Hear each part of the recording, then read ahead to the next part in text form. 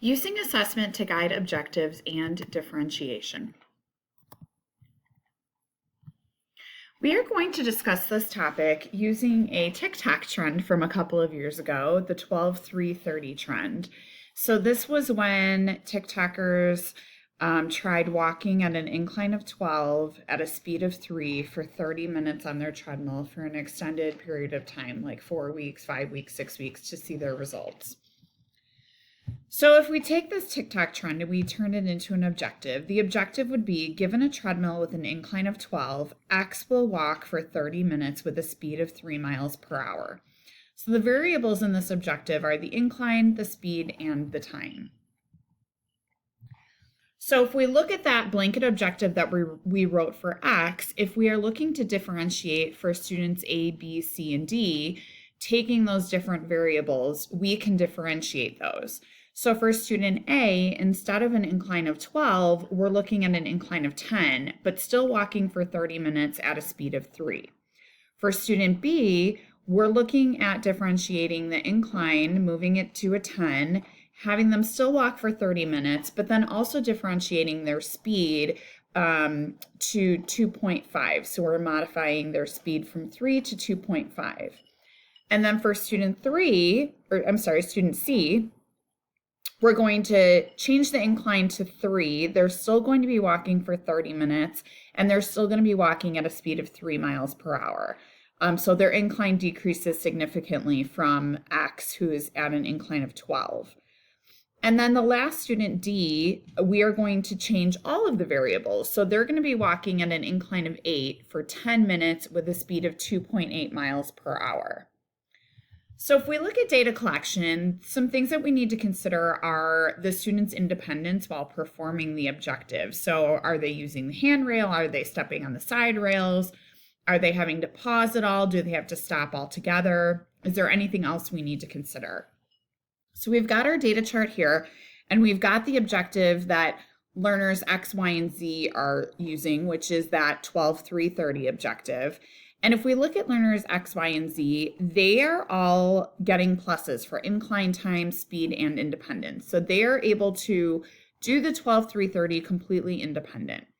If we look at student A, who's at 10-3-30, they've got pluses across the board. So they're able to walk at an incline of 10 for 30 minutes with a speed of 3. If we look at student B, they are getting pluses across the board as well. So they're walking at a 10 incline for 30 minutes at 2.5 miles per hour.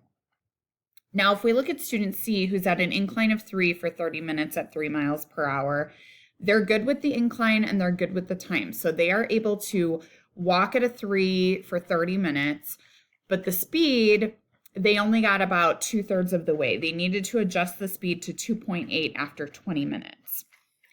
And then if we look at student D, they were at an incline of 8 for 10 minutes at a speed of 2.8. So they were totally good with the incline. They never had to adjust anything with the incline. But as far as the time goes, they were using the handrails and stepping on the side rails 4 times for 30 seconds. So they weren't able to completely independently throughout the entire 10 minutes be able to achieve this in their 10-minute workout. So the speed was not okay. They were having to hold on the handrails, stepping onto the side rails. So the time and the speed, they didn't necessarily complete the amount of time because they were doing this 4 times for 30 seconds. And then obviously the speed was too much for them.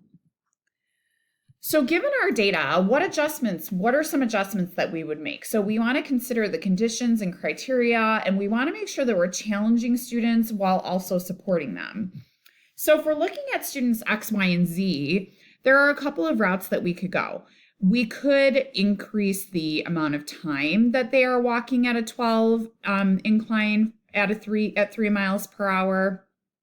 We could increase the speed, see if maybe we can bump it up to like 3.2, keeping the time in the incline.